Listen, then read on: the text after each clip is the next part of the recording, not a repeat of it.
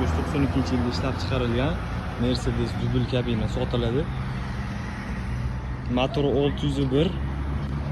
Ballonlar tag qismi. Mashina kraskasi toza, shu birinchi qo'l mashina. Salonlari yurgani o'zakizmi? Aka, uzunligi necha? Uzunligi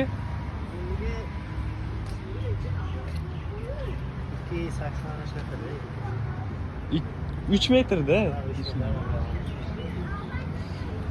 Akalar, ramasi toza. Mashina birinchi qo'l. Ballonlari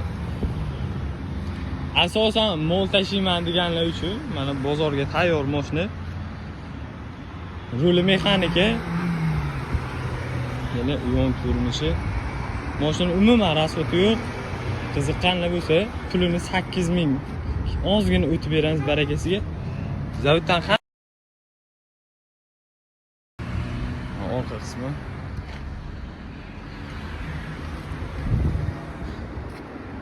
Qiziqqanlar pastdagi telefon nomeriga aloqaga chiqinglar, kelishtirib berib yuboramiz.